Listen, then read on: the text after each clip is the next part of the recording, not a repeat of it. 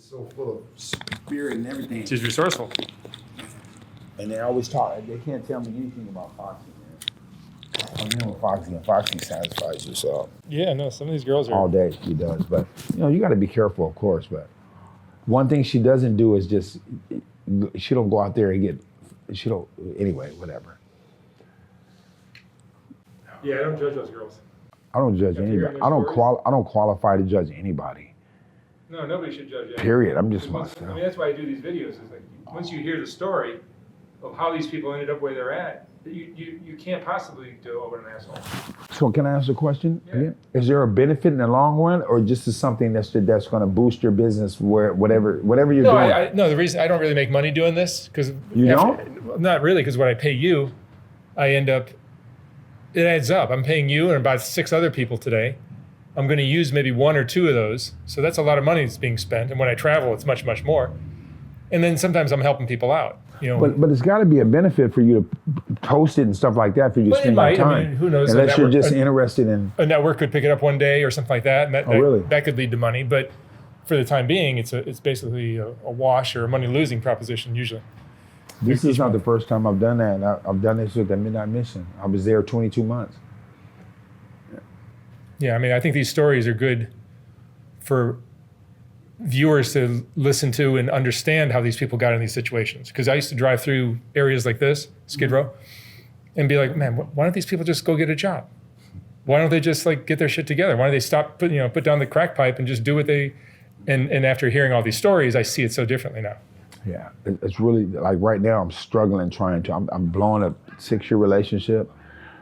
I don't regularly talk to my mom was my best friend, but I don't regularly talk to her because she's just tired. After 30 years, she's looking for me and this and that and the disappointment and all that stuff and the setback.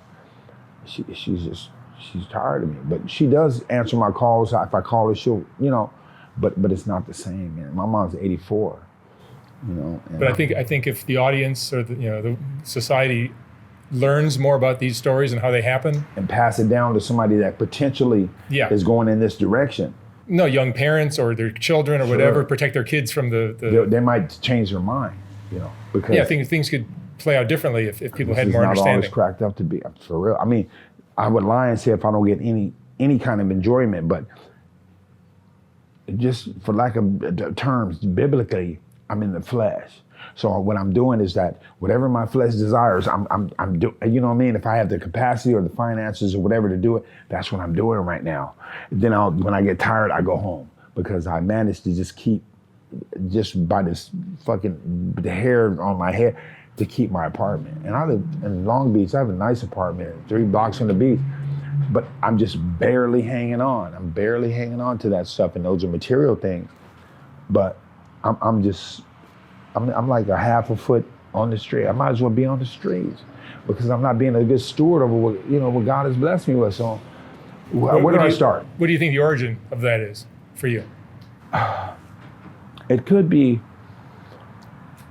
the self-destruction. In the past, I always felt like I wasn't appreciated. If I'm clean or whatever, if I'm clean, let me just say, if I'm clean, I'm the best uncle, the best brother, the best boyfriend, the best friend. But let me mess up one time, and all bets are off. They treat me like shit. They treat me, they go so hard on me, and they kind of like, it's almost like. And I don't count the good that I do or anything like that, but I'm like, that I'm not really, you know me. Okay, I messed up. And I, stayed out 2 days. With my girlfriend, let's speak on the relationship term. I stayed out 2 days. So you go and character assassinate me on Facebook. You start talking shit around. Her son lives there. He's like 35.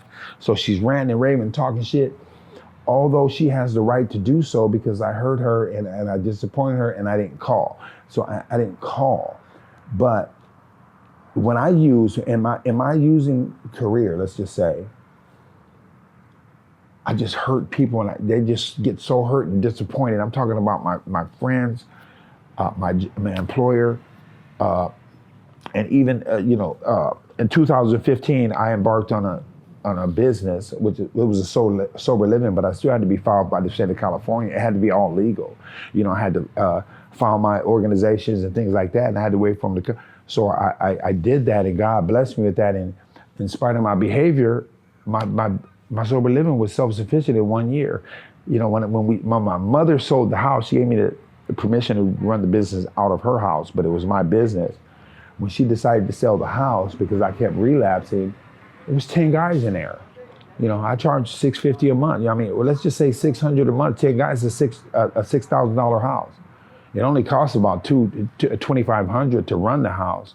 You know, just speaking in terms of finances and money. You know, of course, the maintenance account and stuff like that. But I just, with God, you know, I just anything that I do. Do you think the crack addiction came from a self-destructive streak that you had, or do you think the crack led to the crack unraveling cocaine your life? addiction came from just being vulnerable, because early on I used to be a welder for the Long Beach Navy Shipyard, and every week I would just get a quarter of powder and get some beer, and me and my friends, I would go around the corner. I lived with my parents around the corner, and we would just laugh and talk and everything.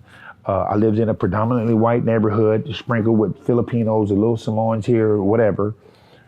And a guy that I grew up with, his name is Redney Gillespie, what we called him Junkie Jr. He just came over one day just out of the blue. And, you know, he came over to kick back with us or whatever. And he said, didn't you guys know you could smoke this stuff? This was back in '83. And we were all so vulnerable, and we were like, oh, really? There was no resistance or anything. And he had the baking soda and the vial to rock it up. And each one of us 20 years later, from that one hit, we were fucking addicted 20 years later. Everybody in that whole playhouse, we were addicted. So I've been struggling with that off and on. I'll take a break. I'll get my shit together. I'll start working or whatever. You know, get my house in order. You know, might buy me a nice ride. I love to drive nice. And I don't know, a month later, after I'm starting to live life or whatever, I just destroy it. I destroy it because there's something about this life. I just like this. I just something about, I don't know if it's the drama. I don't know if it's the women that just are so irate and angry. I don't know what it is, but I always come back. There's a girl on Imperial and Avalon. Her name is Coco. She has one leg. And when I came back this time, I had my BMW and stuff like that. Yeah, I know Coco. I've interviewed Coco. Yeah, I've interviewed her. Oh yeah. That's my girl. 2012, I touched down over there, I started hanging out over there in 2010. But in about 2000, let's just say 12 or whatever, around Thanksgiving, she saw me. I was just a hazard, just ready to, I was just ready to just destroy everything around me. At that time, I had a '99 Camaro T-tops. It was beautiful. Anyway, she literally just said, "Give me your keys." She was living with a white guy named his name was Mike, in this van on Lansic and Imperial. You're familiar with that area. I guess you've been over there. I've been down there. And his name was Mike. He's a hustler. He panhandles with. Mike will go to he'll go to the promenade and sit there with no shoes on in an Indian style position and just sit there, and people just give him money, whatever. So what she did was that really it just made me love her, is that because if you know Coco is a very angry, she's very loving and everything. Her heart is full of love and everything. She'll give you but she's on the flip side, equally, she can hop on that one leg with a hammer and hit you in the head with it. You know what I mean? Like yesterday, I was kicking back with her. She was like, I got to, you know what, Marlon? Here, I'm going to give you these 2 cigarettes, and I just need you to leave. So I just left. I don't argue with her or anything. But when I met her around Thanksgiving, she said, give me your keys. I just gave them to her. She said, I'm gonna give you some brand new socks and I need you to come over here. I got a whole gallon of water. I need you to wash your feet. And for some reason, I just did it. And she said, she made a little place. She made her boyfriend or whoever that guy was to her, wait outside, just wait outside. She made a space in the bag. You know, a van is really not that big, but to sleep or whatever, it's pretty adequate or whatever. She made a little space for me to sleep. After I washed my feet and everything, she gave me the brand new socks. She gave me, I don't know if it's in this order, but she had a plate, a Thanksgiving plate. And I couldn't eat it all because I was so tired. You know what I mean? I was eating, and then I kind of fell asleep. She gave me a hit of crack cocaine. Then, what did she do? She gave me a little cigarette. I couldn't finish anything. And she gave me some, I just finished one. She gave me a 211 something. But periodically throughout the day, I would sleep for like 2.5 days, and she fed me periodically. She said she didn't go far, because she's a hustler. She hustles right there. That's her comfort zone. She can make money right there. She probably won't go nowhere else to make money right there because everybody loves her. You know what I'm saying? She's gonna make her whatever she needs. She's gonna get it right there. And she shares a little bit. She shares, but that's why I love her today. Nobody can tell me anything about her where I would entertain the conversation, even though I know how she can get. You know what I'm saying? How she can get. Who cares? I every day when I touch down on Avalon and Imperial, if I'm gone for 3 or 4 days, if I get off that train or whatever, if I'm in my car, I get out my car and I kiss her on the forehead. Every single time. We had sex one time and it was beautiful.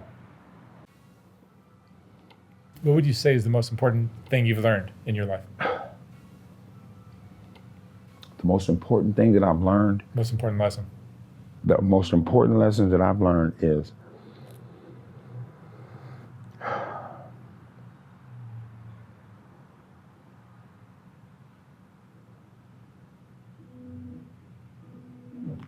don't know if this is programming, but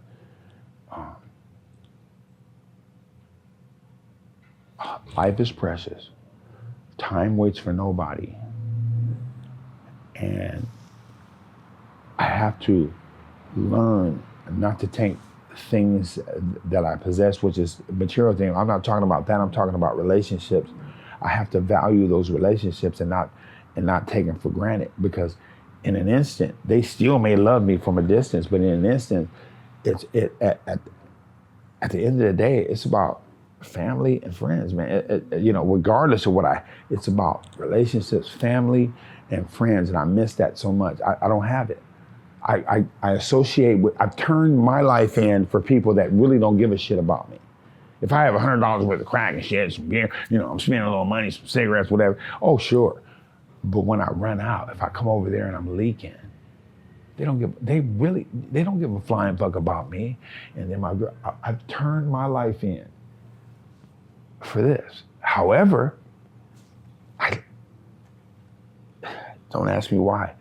I like a little bit of this, but I'm not the one that can get a little bit and then go home and be cool for 30, 40 days or whatever. And I might get, hey, man, let me go over here and see what so-and-so's doing, this girl, the street, whatever she is or whatever. And because I've had a good time with her before, a couple of hours or hour, whatever it was, I enjoyed her. So let me go do that again or whatever. I can't do it because I'm an addict. Simple as that. And I say I'm an addict because once I start, I can't stop. No off switch. Once I start, I can't stop. Now I haven't been to prison since '09, but it used to take me right to prison, right to prison. I will never go to another program again because I can direct the program, probably restructure it. I know what to do, but. You've been to CA meetings and stuff like that? Oh, of course. I used to speak. Yeah. You did? Yeah, I used to speak. I flaked out on my sponsees and everything when I was getting that So We're Living Together. Does talking help, or huh? What do you think about talking about it all? Talking about what? Just your problems, your addictions, all this stuff. It kind of helps, but I don't know what the benefit of it is. That when I tell people that, because I lost my aunt in January. Like just yesterday, I spoke her name and I started boo-hooing because my mom's younger sister, my auntie, I just, so talking about this stuff, and I said that to say, bringing up feelings, and within myself, I don't know how, I don't know how to be tore down and therapeutically bring myself back up. You know what I'm saying? But I can't cast my pearls before swine out here. I can't tell them my very sensitive thoughts. Maybe a couple of people will take the time to listen. Just a couple, one or two.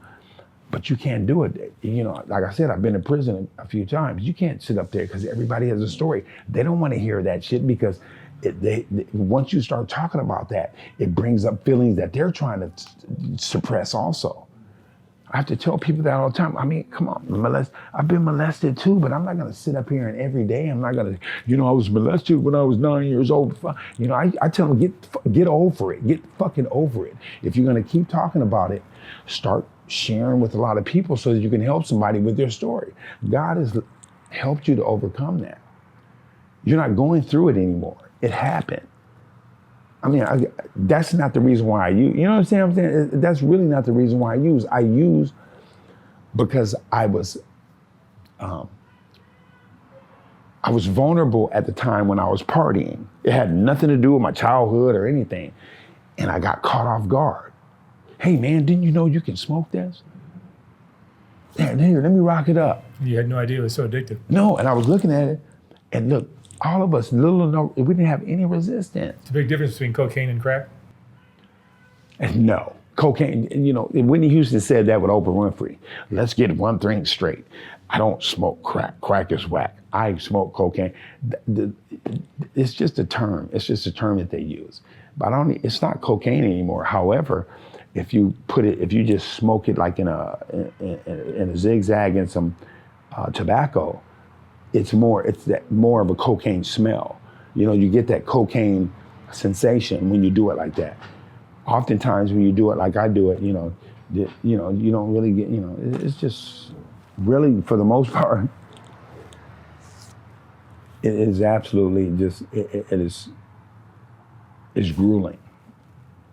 Sure, when you got $700, you can kick back, do this, do that. But even at that, it is grueling because you really, you know what you want to do. But guess what? Once you partake look, I'm going to go do this and do that, but I have to take one first. So once my mind is altered, guess what? All my plans are scattered and shit. I might touch on that or I don't know, Mark, So that's why I have to just, sometimes with the material God gives me, I just recite it, man. I recite it so that I can, so I can give myself another chance, because I understand the spiritual aspect of this. This is just the surface. A lot of people don't understand the spiritual aspect of it. And there's the spiritual aspect of everything that's going on around here. They don't understand people being possessed. They don't understand that. Possessed, the deaf and dumb spirit. You know what I'm saying? I'm spiritually discerned, so I see it. And I've read the Bible, whatever, and I understand, like, this is what this is what the Bible talks about when they talk about witchcraft. People don't understand that. They're not talking about the wicked witch of the West in the dungeon and she's twirling up the potion, right? However, the similarity is the potion and the smoke. What are we doing? We're smoking, you know what I'm saying? And we're looking at that smoke. Look, if we don't get, man, my pipe's not hitting right. I'm not getting the smoke. I don't go into it because a lot of people aren't prepared, or they don't even really want to, they don't want to accept or process what I have to say. Every now and then I might get somebody, look at that, man. If you're looking at possession and stuff like that, spiritual possession and stuff, it's right here in this area right here. So once I partake, I'm fair game for demonic activity. As simple as that, Mark. I don't want to keep going there, but I'm telling you, I'm fair game for demonic activity. You can be the nicest person, Mark, because I already know you are. You probably have a little side to you too. I don't know. I don't even care. I don't even care. But you can be the nicest person, and when you're out there in this realm, they still would flip it around and throw you under the bus. Anyway, Mark. Well, Marlon, thank you so much for sharing your interesting story. Yeah. And well, can I get into the story that I'm about to tell? What's that? Moving 100 miles an hour, going straight to hell. Out of control for the better years of my life, stealing food from my kids and my wife. But then the Lord can pull me out of the mire, because in my heart, I got a real strong desire to humbly serve him and bow down on my knees and look to heaven and say, Lord, Lord, please deliver me from this life that I'm living so I can put my pride aside and be forgiven.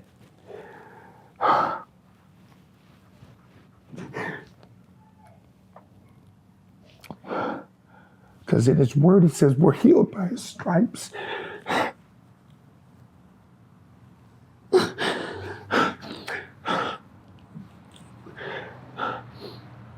Can you help me, Lord? Put down this cocaine pipe.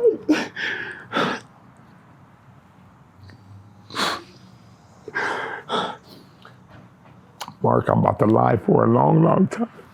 He helped me run and escape from reality. I was hiding and running from my people because I truly didn't think I was equal. I went places that I never thought I'd go. This shit. I did things that I never thought I'd go. Hang out on the corner, be with men, women, whoever. I took a lot of things off of the shelf because at the time I was only thinking about myself. I was blind, but the Lord made me see what I was doing.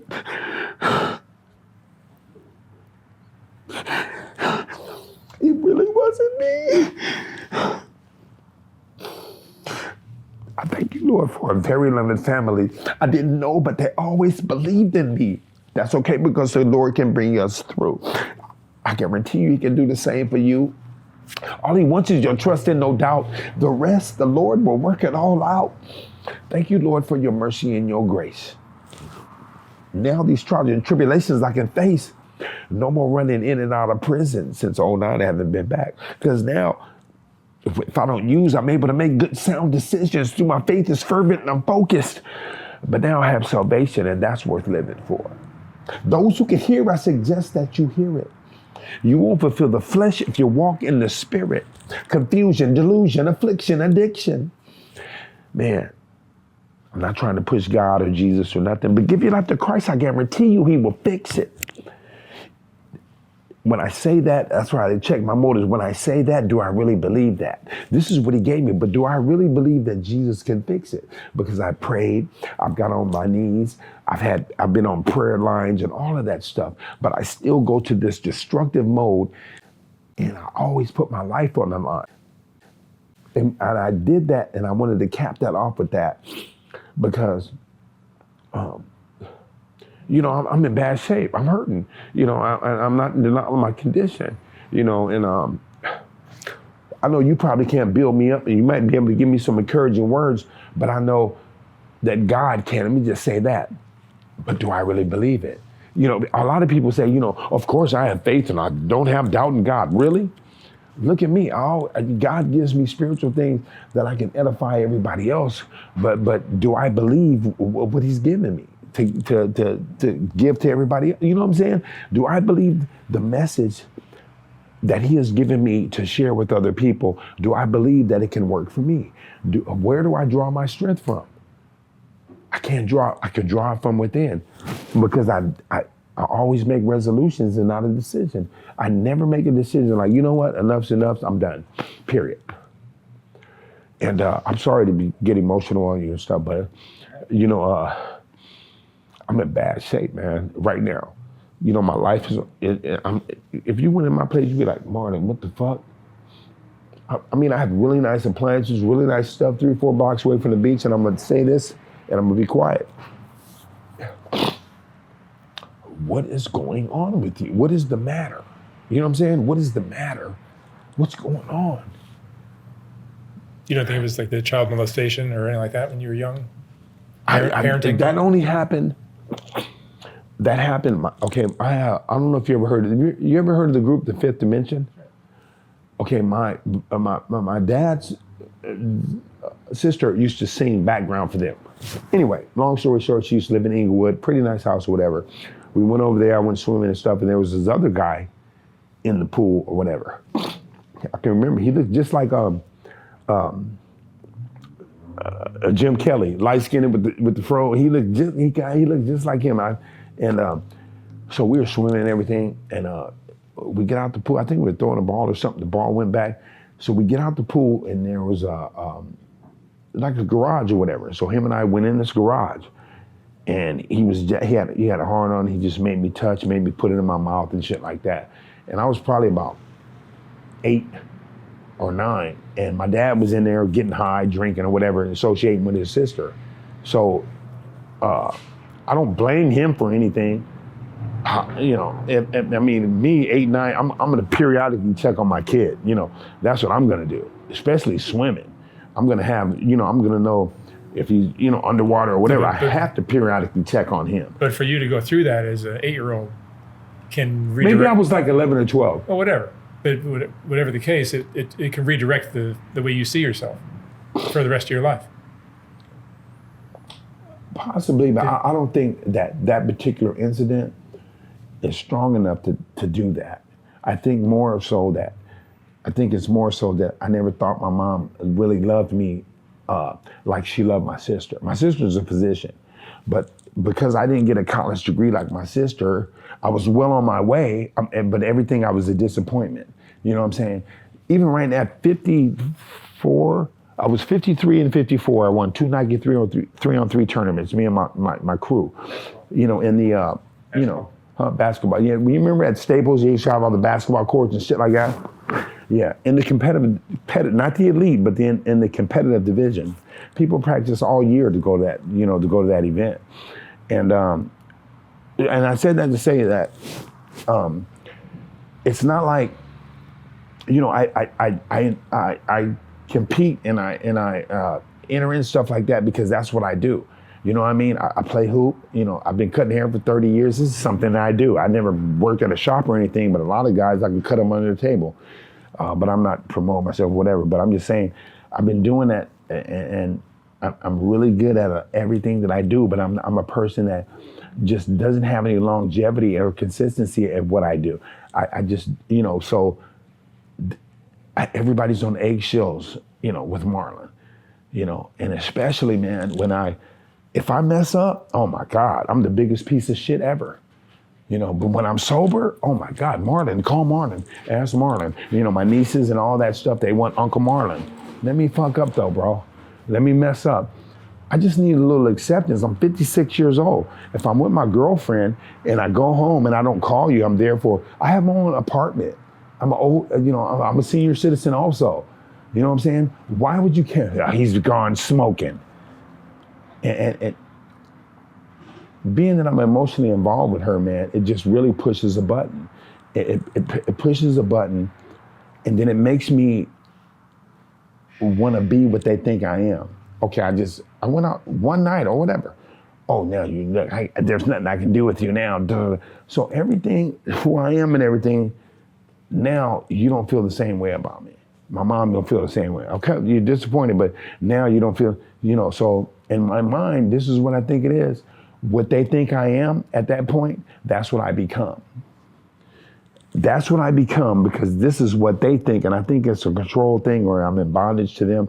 But if you think I'm that, because I know my intent every day, and I know what I want to do for you, and it's not like I'm saying I'm doing a whole bunch of stuff for you. It's just automatic. I want to do this for my girlfriend. I want to get your feet, give you money, even though I can't spend like she spends. I still want to give her money to get her nails done, her toes done, get her hair done. I cut her hair, but I mean her eye, whatever she wants to do. And then once I mess up, all of that is just, it's just, it doesn't count. Nothing who Marlon really is does not count. Anyway, Mark, that's all I have, bro. Marlon, thank you so much. I needed that, huh? I think you did. I swear, I did. Feels good? I'm in bad shape, man. I'm telling you. Thanks for listening. I probably bent your ears back too much. You look like Dumbo right now. But I really need it. I already knew doing this, I already knew coming in here that it was going to be some emotional shit because I was going to just blab my, and there's more.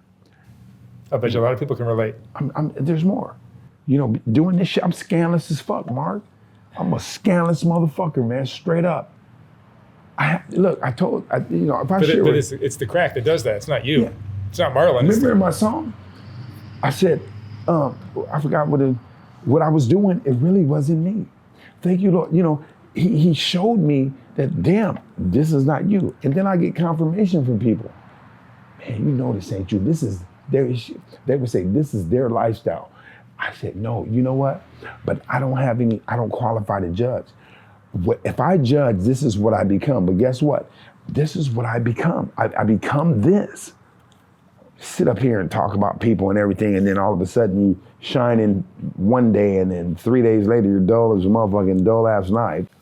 You don't have no money or nothing. So now you're asking people, hey, can I get shorts on your cigarette? Anyway, whatever, man. That's what it is. It's just as petty as that, but all that pettiness is serious. Yeah, but it's hard to stay on track, isn't it? Hard to stay on track.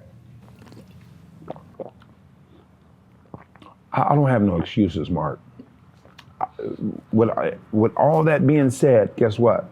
This is what I really learned, is that it starts with me and ends with me. If I want to change my surroundings or my situation, guess who it's up to? It's up to me. I have choices. I guess when you ask me that question, that's what I've learned. I have choices.